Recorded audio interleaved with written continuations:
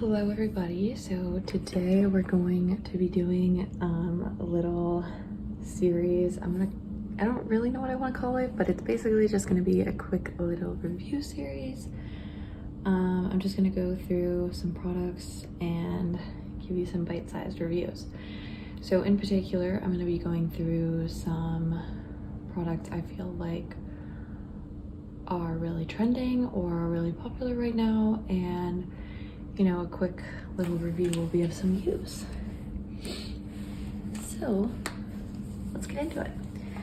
The first product is going to be the CoverGirl Hydro Fresh Tint. This is the Rose Ink Chanel, just the suspended product dupe that is very popular right now. It's also very expensive. I believe this was, I forget what it was. It might have been like $17 or $24, which is insane. So I wanted to give a review because it's a pretty expensive product. The fun thing is I also own a Chanel product that's very similar. And in my opinion, I think this is a pretty dead on dupe for it. I think it is a very light coverage foundation. It's a very refreshing sort of watery look, and it's not going to give a ton of coverage. It's not going to give a lot of oil control, but I think for what it is, it's a really beautiful foundation. I've kind of enjoyed it more and more the more I use it, and I think it's just like a nice one to wear every day because it's not going to look like foundation on the skin. It's going to look very light and effortless. And yeah, it's not going to do a ton for your skin. It's not going to offer a lot of control or, pigment, but I think it's a pretty good one. So do I think it is the best tint from the drugstore? I don't know. I think this is definitely one of the better ones, but it's a good foundation for what it is. Would I buy it again? Probably not, I guess. I just think this is a little gimmicky, and I have a lot of products that are tints that I like better, but I also think this is pretty good. So I don't know. I'm not gonna say it's bad. I don't regret buying it at all. I've been enjoying it, and I think if I didn't have so many other foundations, I could see myself repurchasing. So that's the first product. The next product is the Charlotte Tilbury Airbrush Flawless Setting Spray. So I have been anti-setting spray for so long. I really was just I don't see any point in it. I don't think it does a big difference, and I think that's definitely true to an extent, but I do notice a difference with this setting spray, and I feel like the the lastingness, how long my makeup lasts, is positively impacted by this. So this has been a good purchase. I recommend it. I do like it. This is the mini size, so I encourage everyone to try it. I don't think this is going to do insane magic or wonders, but I do just notice that kind of finishes the makeup in a nice way and adds a sort of I don't know, I just feel like it's kind of like a powder almost, the way it sets it, which is an interesting way to go about it. But yeah, I really like this product, and this is the only true setting spray I own. I own the Max Fix Plus. All right, next we have these e.l.f. Camo Liquid Blush. So I own 3 colors of this. This is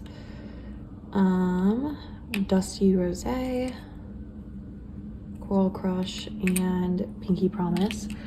So I own 3 colors of these, and I do really enjoy these. And the way that I like to wear them is mixed in with a sort of flawless filter dupe type product, or a foundation, just something light and glowy that's going to mute the colors, because these are very, very pigmented.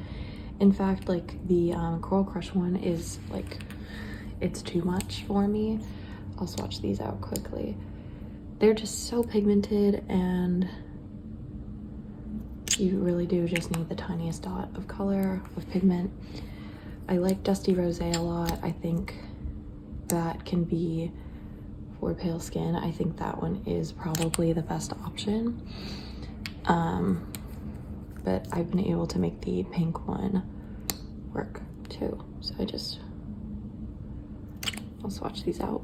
But they're so pigmented that I think mixing them in with like a foundation really does make a huge difference, because otherwise it just gets a little too crazy on the face. So I love the look it makes, and I do recommend these a lot. I think they're amazing dupes for the Rare Beauty. I don't think there's really any reason why you would need the Rare Beauty one, because these are so good, and there's so many good liquid blushes, but I do think this is probably the closest like Rare Beauty dupe at the drugstore. Okay, next product we have is the Kosas Airbrow. This is a clear brow gel from Kosas. This was actually in the birthday gift, so you know, a mini version I guess, but I wanted to give a review because this was a super highly recommended brow gel, and what I wanted to say is this is good, but it's not great. I would not repurchase this. This is not like the brow gel of my dreams that I thought it was going to be. It has the same issue of a lot of brow gels where it can get a little crusty and like white and dandruffy. I think the hold is really good, but I've noticed that it can, like, the hairs will like lift with it, so like they'll be like stuck together but like off the face, which is really weird. I just had like a crazy experience with that where I was like, what the fuck is that? Like, that looks horrible. So it's good. The look of it at first I really liked, but it has the same issues I've been having with a lot of brow gels.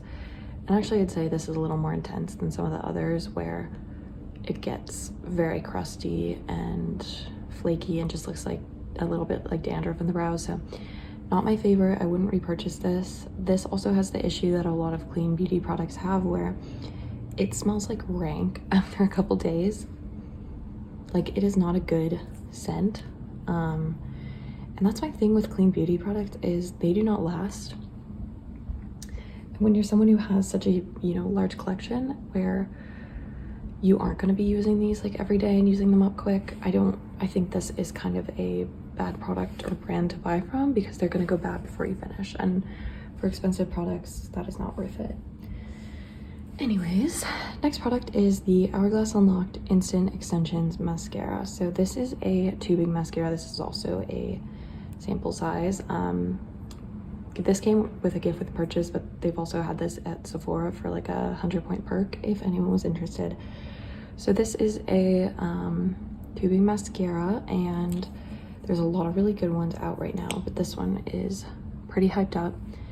This, in my opinion, is a really good one. I think the tubing technology of this works very well and very noticeably. It's very easy to remove. It comes off like very satisfyingly in the clumps.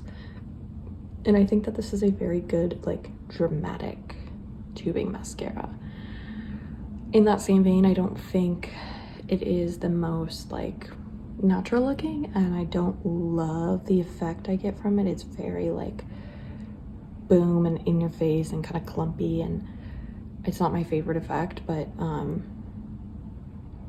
I think like going out it's a fun look, but for every day it's a little much and you need to kind of work with it a little bit more. So it's not my favorite tubing mascara, but I think that's also like a very much a preference thing. So that's my thoughts on that. Next up is going to be the e.l.f. Rose Envy lip oil. This is like, you know, really popular Dior lip tint lip oil dupe, and I feel like this shade is like the most popular one. So my review on this is I needed to try it myself because I just didn't believe it, but it's just gonna look like a clear lip oil on most people's lips. It has like that tiny like pinkish nude tint, but it's not gonna really have that effect much more. It's a really nice formula. It, you know, is a really good job at like mixing together products and kind of like creating like a nice like finisher on the lip, but it's really not anything that special. I don't know, again, like that's what everyone said and I just didn't believe it. So I just had to try it out myself. I also think the scent is, it's definitely not like a yummy scent. It's like a pretty chemically kind of menthol scent. I definitely don't hate this, but I don't think that this is like outstanding. I don't know, like I think it's, I'm glad I have it in the sense, like I think it's a fun way to like wear a lip product every day and to just like add on top of any lip look. Like it's very universal in that way, but it's not going to add a ton of color nor be super moisturizing, and I don't think it's like super worth it compared to some other lip products. So that's just a review on that one.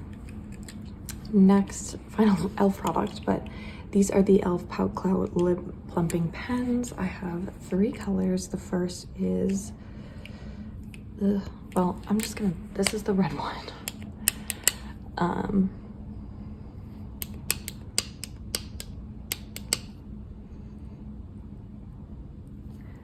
This is the reddish one. It's gonna be hard to swatch because obviously you don't want to like pump it up too much. This is like the deeper purple shade, and then this brown one. So these swatches are pretty terrible, but let me redo the red one because that one is horrendous. Okay, I think you can see this better. So anyways, I own a lot of different like these click up pens, and I think these are good. I don't have really any complaints about them. I do like them more than others in the sense that I think they're not as like thick and heavy on the lips, and they do have a pretty intense plumping sensation, even if, you know, plumping isn't gonna do much, but it does have a nice like plumping feeling. It could kind of irritate your lips, but what I like about these lip pens is the colors. I think the colors in this are really unique and were like uniquely what I was looking for. Like this red is much more of like a pink red. This purple is a really unique purple that for some reason I was just into, and kind of like a cool toned brown. I think these are often so like warm toned, and I think the rest of the colors in this line are not for me at all, but I like these 3. So I think they're good. I think they're an excellent dupe for the higher end alternatives, and I think on my lips, which are very textured and lined, I do think these are good and they work well for it in adding color while still being it's not gonna look like awful. So I enjoy these. I know not everyone does, but I think they're a great product and the colors are fun. So if there's a color you want, I would highly recommend getting it. The last product is, I feel like I remember this being like a really popular product last summer, so it's a little behind, but this is the Skylar Clean Beauty in Boardwalk Delight. This is advertised as kind of like a sweet cotton candy, like just like, you know, on a boardwalk you get cotton candy, you get like sweets, and you know, like a sweet summer day. And when I heard that description, I was like, oh my gosh, that sounds like exactly my cup of tea. I love like sweet scents. Unfortunately, this perfume is almost like the note in it, some note in it is inexact. When I smell it, all I can think of is